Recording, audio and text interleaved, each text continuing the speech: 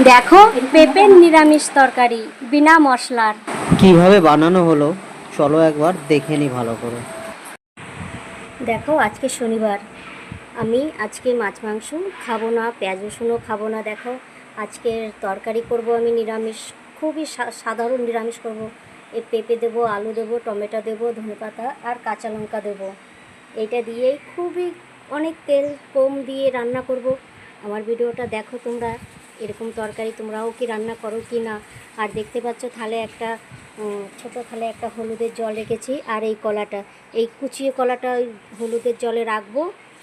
এইটাও ভেজে আমি বাটা করব, সবই নিরামিষ করব। তো দেখতে থাকো আমার ভিডিওটা। আর পাশে দেখো ঠাকুর ঘরে থালা বাসন আছে। এখন সকাল 8টা বাজে।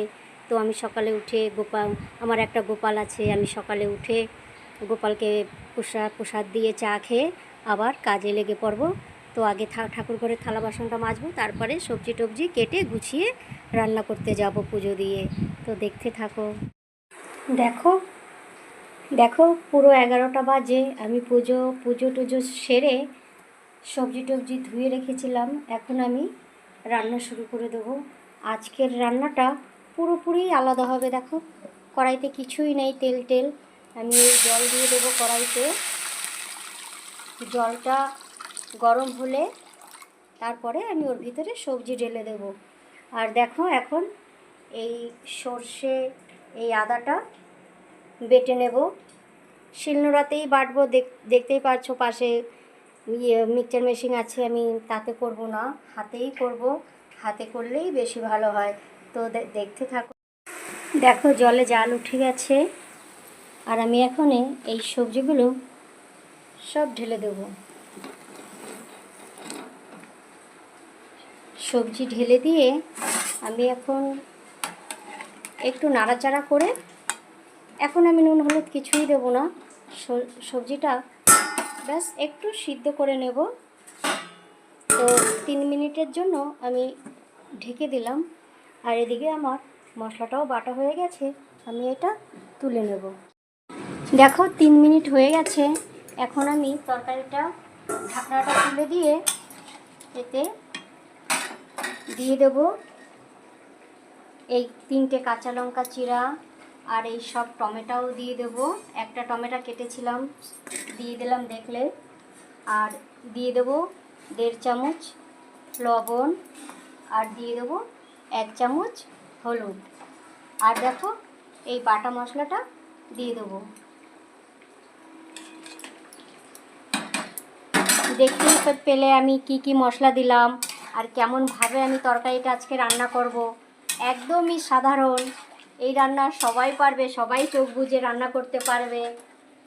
তো আমি আবার এই মশলা টশলা দেওয়া হয়ে গেছে।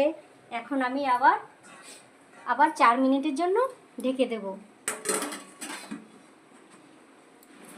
দেখো 4 মিনিট হয়ে গেছে। এখন আমি তরকারিটা নামিয়ে নেব।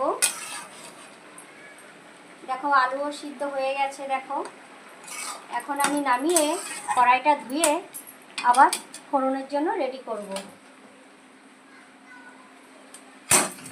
দেখো কড়াই গরম হয়ে গেছে। এখন আমি ফোড়নের জন্য তেল দিয়ে দিলাম। দেখো কত কম তেল দিলাম, কত কম তেল দিলাম। দেখো এখনই দিয়ে দেবো এই তেজপাতাটা, আর দুটো শুকনো লঙ্কা দিয়ে দেবো।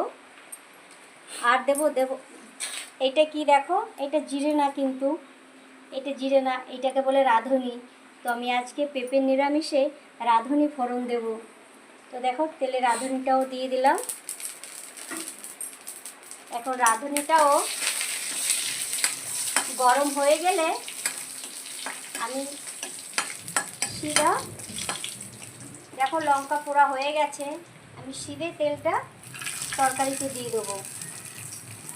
যেহেতু অল্প তেল দিয়ে রান্না করছি, তরকারিটা ফোড়ন দিলেই কিন্তু তেলটা সব উড়ে যাবে। তাই আমি আগেই কড়াই থেকে তেলটা তরকারিতে দিয়ে দিলাম। এখন আমি তরকারিটা ফোড়ন দিয়ে দেবো।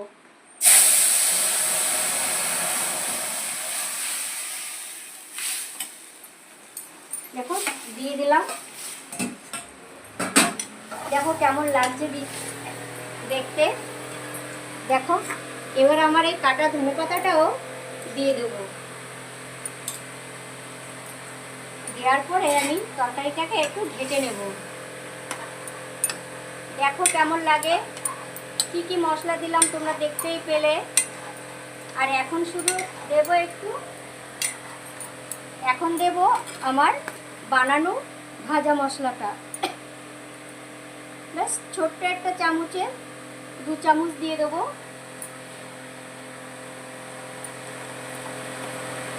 তো আমার তরকারিটা পুরো কমপ্লিট হয়ে গেছে। আমি এখন 1/2 মিনিটের মতন তরকারিটা জ্বালাবো। দেখো একদম সাধারণ রান্না করা।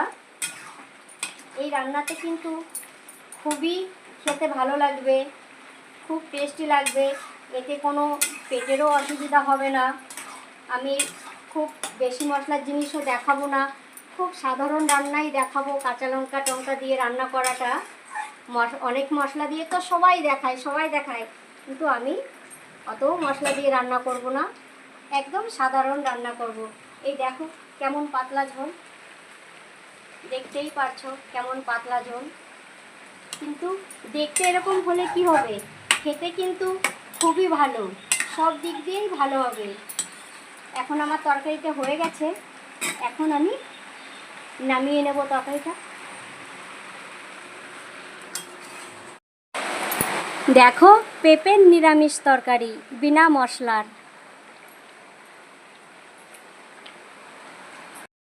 আমার হাতে থাকতে এরকমভাবে আমার হাতে নিয়ে যাবে। তো দেখো রান্নাটা আমার হয়ে গেছে, একদম কমপ্লিট। এখনই আমি খেতে দিয়ে দেবো।